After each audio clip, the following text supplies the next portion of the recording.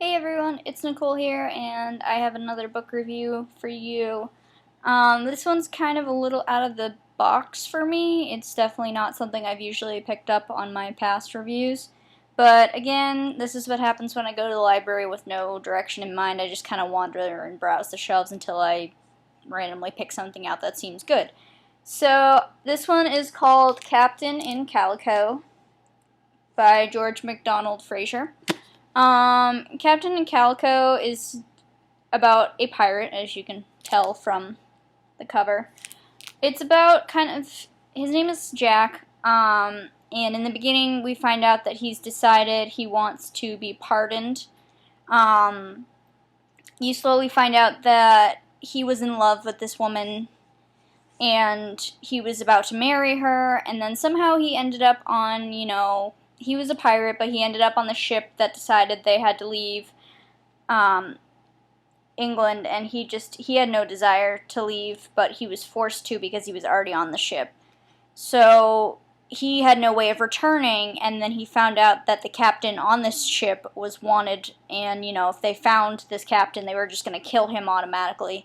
So it wasn't safe for him to return, so he's been gone for about 2 years, and, he's come back now, and he wants to be pardoned so that he can go back and fall in love with this girl and marry her the way that he was supposed to.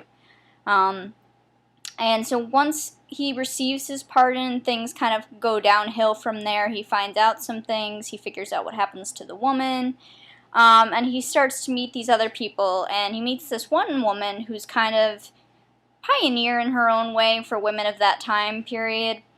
Women are just kind of arranged to get married. They're housewives. They just lead a simple life. But this woman kind of fights back. Her name is Anne. And Jack kind of falls for her, and he thinks he loves her. And that kind of gets him into some hot water because she's definitely a troublemaker in more ways than one. So it's a lot about what happens when he gets involved with her, and then his pirate life, and does he go back to it, does he stay away from it, and there's a lot of danger too. I thought the book was good. It wasn't one of my normal page turners, to be honest. I don't know, it could just be because I'm not usually really into pirates. I just thought it would be something fun to try, so it's probably mostly that I didn't find it cool. Also, a lot of the language I haven't really come across before in other books that I've read. So reading this and trying to put together the words, it took me a lot longer to go through it. The fact that I also had a hard time getting into some of the action was rough too. Certain points felt like they escalated really quickly, and certain points seemed to drag on forever. And I couldn't really keep pace with that, which was frustrating. So I would say this is one of my lower ranked books, maybe a 2 or a 3.